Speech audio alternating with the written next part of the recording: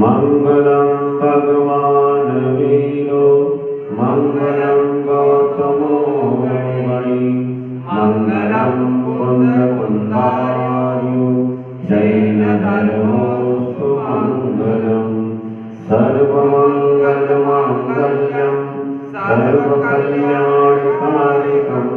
प्रदानं सर्वधर्माणां जैनं जयतु शासनं जैनं जयतु शासनम्। वर्तमान शासन नायक श्री महावीर भगवान की जय। परम पूज्य चारित्र चक्रवर्ती आचार्य श्री शांति सागर जी महाराज की जय। षष्ठम पट्टाचार्य परम पूज्य आचार्य श्री अभिनंदन सागर जी महाराज की जय। संत शिरोमणि परम पूज्य आचार्य श्री विद्यासागर जी महाराज की जय। विद्या भारती ज्ञान रत्नाकर परम पूज्य गुरुवर आचार्य श्री उदार सागर जी महाराज की जय। ओम शांत सागर जी महाराज की जय। जय जय गुरु।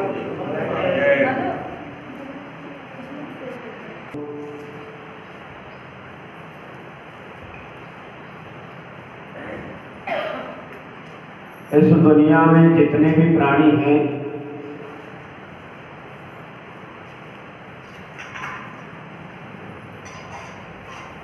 वे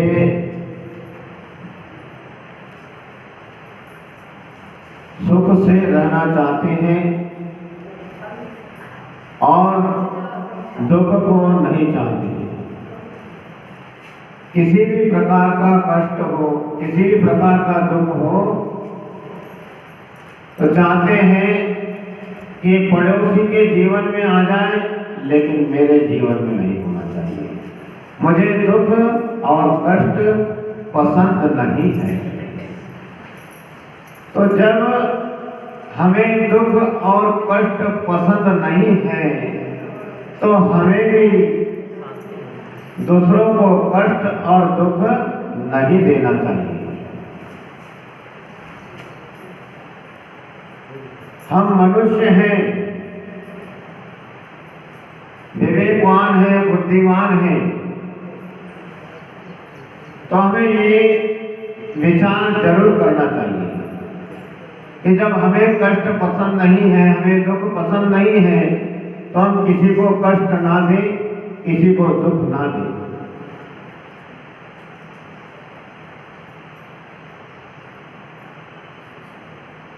एक बार की बात, जब स्कूल में हम पढ़ते थे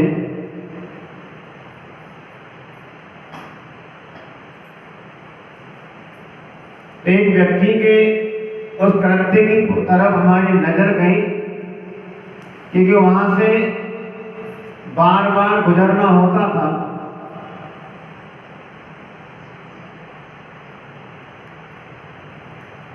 उसने एक थैले में से मुर्गा निकाला, उसके पांव की रस्सी खोली और एक दो लोग और वहां थे, तो कहते हैं अभी नहीं रुको,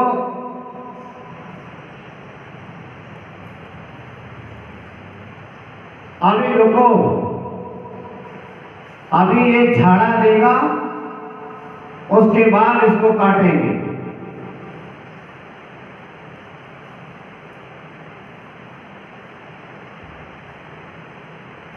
तो उस व्यक्ति ने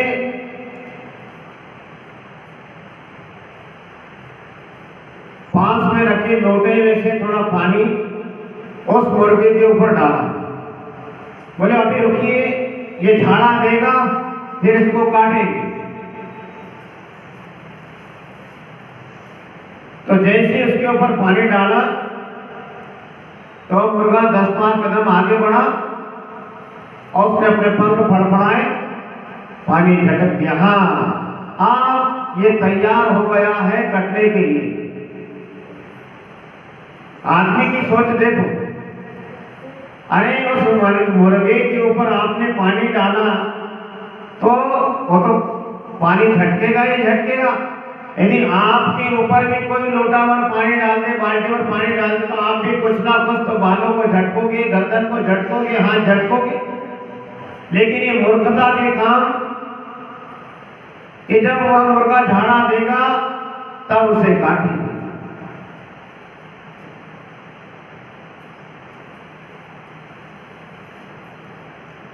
उस मुर्गे ने अपने शरीर के ऊपर जो पानी था वो पानी झटका, फड़फड़ाया थोड़ा सा और लपक के उस आदमी ने उसे पकड़ा और उसके गर्दन के ऊपर छुरी चला दी।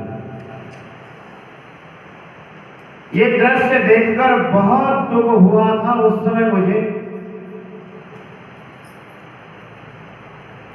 तो उन्हीं का परिचित व्यक्ति मुझे मिला और उससे मैंने कहा कि भाई ये बहुत गलत बात है।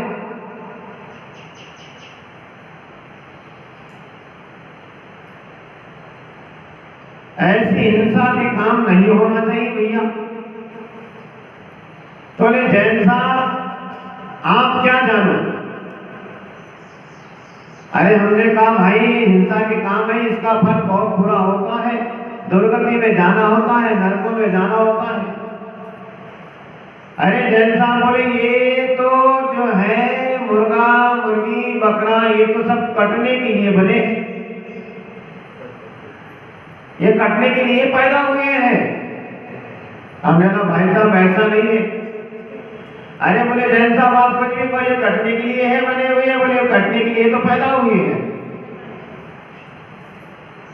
हमने कहा भाई दुर्गति में जाना पड़ता है, नरकों में जाना पड़ता है। अरे जैन साहब किसने देखा नरक और किसने देखा स्वर्ग? अरे बढ़िया खाओ पियो और मौज करो, ऐसा बोलो, खाओ पियो और मौज करो। मेरा ना भाई साहब जो खाओ पियो और मौज करो, तो खाने पीने के लिए तो इतनी भगवान ने ये धरती इतना अन्न उपजाती है, अनेकों प्रकार के फल फ्रूट सब कुछ देती है, उसके बावजूद भी जीवों को मारकर खाना अच्छी बात नहीं है। तो उस व्यक्ति का तो वही कहना कि भाई जब तक जीवन है बोले खाओ पियो। हाँ, तो हमने कहा कि जब होगा तुम्हारा मरण तो दुर्गति के दुखों को रो रो के भोगना पड़ेगा। अरे कहाँ की बात लगाई बोले, लेकिन वास्तविकता तो सच है कि यदि हम किसी को दुख देते हैं, कष्ट देते हैं, तो हमारे जीवन में भी वह कष्ट लौट कर आते हैं और 1 गुना नहीं 1000 गुना हमें दुख देते हैं, 1000 गुना दुख देते।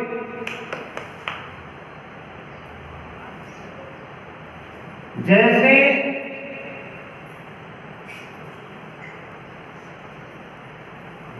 आपने किसी को गाली दी,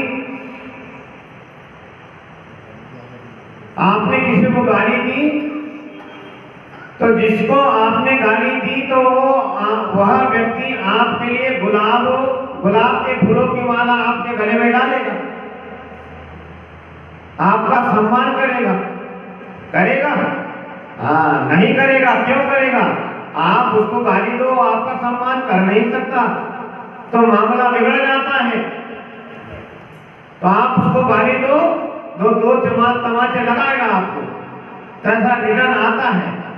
लेकिन कोई व्यक्ति ऐसे मिल जाते हैं, अरे बोले कहाँ नरक और कहाँ स्वर्ग, किसने देखा नरक और किसने देखा स्वर्ग,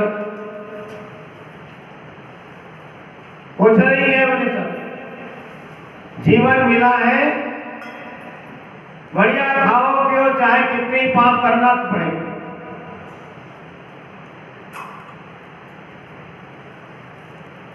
एक अम्मा अपने घर के सामने बैठी है,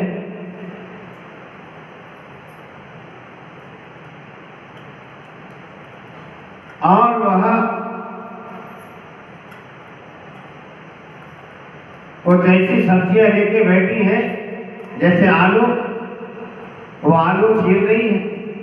तो उसी बीच में मंदिर दर्शन करके एक पंडित जी लौटे और उस अम्मा को वह क्रिया करते हुए देखा तो बोलने लगे, क्यों अम्मा जी, आपको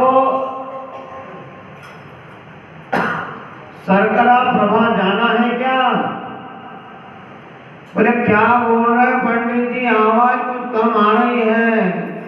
अरे अम्मा जी, मेरा कहना है कि आपको रत्न शर्करा प्रभा जाना है क्या? तो अम्मा कहती है, अब उसको क्या पता कि ये नरक है क्या है, शर्करा प्रभा क्या है? तो अम्मा कहती है, अरे भाई पंडित जी, हमारी कहाँ ऐसी अच्छी किस्मत है, हमारे कहाँ इतने अच्छे भाग्य है जो हम रत्न शर्करा प्रभा रत्न प्रभा में जाएंगे, शर्करा प्रभा में जाएंगे। ऐसे स्थान पर तो आप जैसे पंडित ही जा सकते हैं, आप जैसे पंडित ही जा सकते हैं। बोले पंडित जी सिर पे हाथ लगे, धन्य है भाई अम्मा। अब उसको क्या मालूम कि 7 नरकों में से एक नरक का नाम है, 7 नरक होते हैं ये रत्न, धम्मा, वंशा, मेघा, अंजना, अरिष्टा, मगवा, माघवी, ऐसे नाम है रत्नों के। और ये नरकों की, ये नरक है और इन नरकों की भूमियों के नाम रत्न प्रभा, शर्करा प्रभा, बालुका प्रभा, पंक प्रभा, तम प्रभा, धूम प्रभा, तम प्रभा, महातम प्रभा, तो ऐसे नरकों के नाम है। तो पंडित जी ने देखा ये पाप के काम कर रही है तो नरक जाएगी, तो उसको क्या मालूम, हो तो सोची कि स्वर्ग, अच्छी जगह स्वर्ग का नाम होगा। तो बोले ऐसे जगह तो आप ही जा सकते हैं पंडित जी, हम क्या जाएंगे।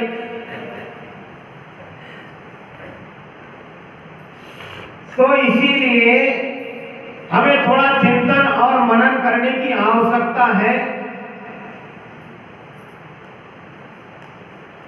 यदि हमें दुखों से बचना है तो कोई पोथी पुराण पढ़ने की ज्यादा आवश्यकता नहीं है। छोटी सी बात दिमाग में रख लो कि हम यदि कष्ट नहीं चाहते हैं, दुख नहीं चाहते हैं, तो हमें भी दूसरों को कष्ट और दुख नहीं देना चाहिए। सबसे बढ़िया उपाय यही है। लेकिन आदमी अहंकार में आ जाता है, अहंकार में आकर सब कुछ भूल जाता है। उस समय उसे तो बस एक ही बात नजर आती है, एक ही बात समझ में आती है कि बस बाबूजी साहब बोल रहे ऐसा ऐसा कर रहे हैं, यानी ऐसे ऐसे करने का मतलब क्या होता है, मैं आपके एक्शन से मुझे याद आ गया, आपने ऐसा ऐसा किया, मैं समझ गया कि मैं, तो ये मैं ही है जो दुखों से हमें हमेशा हमेशा के लिए इस संसार में फंसाते आया है और फंसाए रखता है, संसार से बाहर निकलने नहीं देता है। संसार में फंसाने के कारण, फंसने के कारण तो बहुत से हो सकते हैं, लेकिन ये मैं बहुत खतरनाक होता है। एक संत, एक साधु महात्मा से एक मन चला व्यक्ति प्रश्न करता है कि महात्मा जी, नरक कौन जाता है? महात्मा जी, मेरे प्रश्न का उत्तर दीजिए, नरक कौन जाता है? तो संत महात्मा भी विद्वान थे, उन्होंने भी उस मन चले व्यक्ति से प्रति प्रश्न कर दिया। यह प्रश्न कौन पूछ रहा है?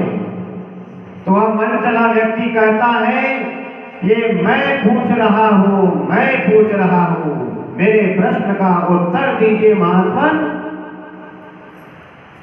तो महात्मा जी कहते हैं कि बस तेरे प्रश्न का उत्तर तेरे पास में है। तूने मुझसे प्रश्न किया कि नरक कौन जाता है, तो नरक मैं जाता है। कौन जाता है? मैं जाता है। ये तेरे प्रश्न का उत्तर है। तो जो मैं करता रहता है, अकड़ता रहता है, अकड़कर दूसरों को परेशान करता है, वह नरक जाता है। यहां थोड़ा भी यदि किसी प्राणी को आप दुख देते हैं, कष्ट देते हैं, तो वह दुख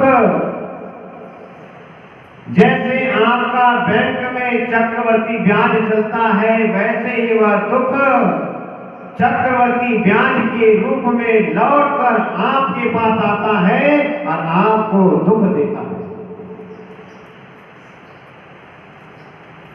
क्योंकि जब व्यक्ति दुर्गति में जाता है तो वहां उसे फिर दुखों से कोई बचा नहीं सकता। क्योंकि हमारा जैन दर्शन कहता है, यहां पर कोई भी क्रिया हो वह फल देकर जाती है, चाहे शुभ क्रिया हो चाहे अशुभ क्रिया, वह फल अवश्य देती है। तो जब नरकों में जाना होता है, पाप कर्मों का फल भोगना होता है, उस पाप कर्मों के फल से कोई बचा नहीं पाता। और जैसे उदाहरण के लिए, जैसे नरक में यह जीव पहुंचा, यहां जैसे उसने दूसरों को सताया, तो वहां उसको सताने वाले एक नहीं हजारों नारकी खड़े हो जाते हैं। और नारकी जब सताएंगे तब सताएंगे, वे जब दुख देंगे तब दुख देंगे, लेकिन उस नरक में पहुंचते ही, उस नरक की भूमि का स्पर्श करते ही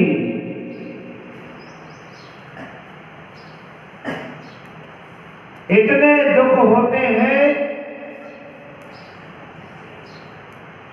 कि जिसको इस जिह्वा से कहा नहीं जा सकता। लेकिन फिर भी छड़ाना ग्रंथ में पंडित दौलत राम जी ने लिखा है, तहां भूमि पर सत दुख इसो, बिच्छू सहस डसे नहीं किसो। तहां भूमि पर सत दुख इसो, बिच्छू सहस डसे नहीं किसो। उस नरक की भूमि का स्पर्श मात्र करने से कितना दुख होता है। तो कहते हैं, बिच्छू सहस डसे नहीं किसो। जहां पर एक साथ एक दो चार नहीं, हजारों बिच्छू एक साथ काटेंगे, तो जो दुख होगा उससे भी कहीं ज्यादा उस नरक की भूमि का स्पर्श मात्र करने से दुख होता है। मात्र स्पर्श करने से इतना दुख होता है।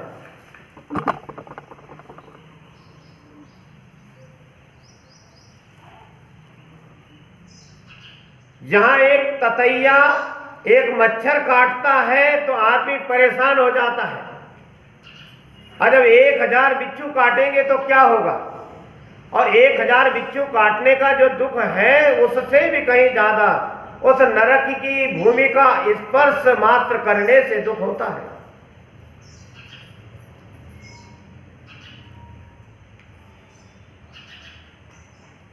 और उस नरक की भूमि का स्पर्श करने से इतना दुख होता है, और वहां की भूमि की जो मिट्टी है, नरकों की भूमि की जो मिट्टी है, वहां की मिट्टी जैसे पहले नरक की धम्मा नाम का नरक है, वहां की यदि मिट्टी यहां हमारे पृथ्वी लोक में, मनुष्य लोक में यदि आ जाए तो 1 कोस के जीव मर जाते हैं। कितने? 1 कोस के जीव मर जाएंगे। और दूसरे नरक की मिट्टी यदि इस मनुष्य लोक में आ जाए तो 1.5 कोस के जीव मर जाएंगे। और तीसरे नरक की मिट्टी यदि यहाँ आ जाए तो 2 कोस के जीव मर जाएंगे। और चौथे नरक की मिट्टी यदि यहाँ पृथ्वीलोक में आ जाए तो 2.5 कोस के जीव मर जाएंगे। और 5वें नरक की मिट्टी यहाँ यदि आ जाए तो 3 कोस के जीव मर जाएंगे। भाव भी नहीं आना चाहिए मन में, अब अपने मन के अंदर कष्ट देने की तो बात दूर, मन से भी कभी किसी को कष्ट देने का विचार नहीं करना चाहिए। यदि कोई आपके साथ में सरलता का व्यवहार रखता है तो आप उसके साथ कुटिलता का व्यवहार मत कीजिए। ये बात यदि व्यक्ति ध्यान में रख ले तो ऐसे दुखों से बच सकता है, और पापाचरण छोड़कर हमेशा धर्माचरण करने का मन में विचार बनाकर, भावना बनाकर, और निरंतर कल्पे ना छोड़ के आज से ही प्रारंभ कर देना चाहिए। पापाचरण बहुत खराब होता है। हिंसा करना पाप है, दूसरों को दुख देना पाप है, दूसरों को कष्ट पहुंचाना पाप है। भगवान महावीर स्वामी कहते हैं कि किसी को जान से मार देना, किसी की गर्दन उड़ा देना हिंसा नहीं है। क्या? दूसरों की गर्दन काट देना, किसी को जान से मार डालना, यही हिंसा नहीं है, यही पाप नहीं है। आदमी यही सोचता है कि किसी को जान से मार दिया, पाप हो गया, हिंसा हो गई। लेकिन हमारे भगवान महावीर स्वामी कहते हैं यही पाप नहीं है, यही हिंसा नहीं है। हम यदि किसी का दिल दुखाते हैं वह भी पाप है। इसीलिए किसी का दिल मत दुखाओ। किसी का दिल दुखाओगे तो कल तुम्हारे सामने तुम्हारा दिल दुखाने के लिए हजारों नारकी लोग खड़े हो जाते हैं। तो इसीलिए दूसरों को कष्ट देने के मन में भाव भी नहीं आना चाहिए। दूसरों को कष्ट देंगे, दूसरों को कष्ट देने के भाव मन में करोगे तो फिर हमें भी कोई कष्ट देने के लिए पैदा हो जाता है। इसीलिए दुखों से बचना चाहते हैं, सुख चाहते हैं, तो हमें किसी को भी कष्ट देने के मन में भाव नहीं लाना चाहिए, किसी को कष्ट नहीं देना चाहिए। यही आज का हमारा मंगल उपदेश है, और सभी का जीवन मंगलमय, धर्ममय बने। इसी मंगल भावना के साथ परम पूज्य गुरुवर आचार्य श्री उदार सागर जी मुनि महाराज की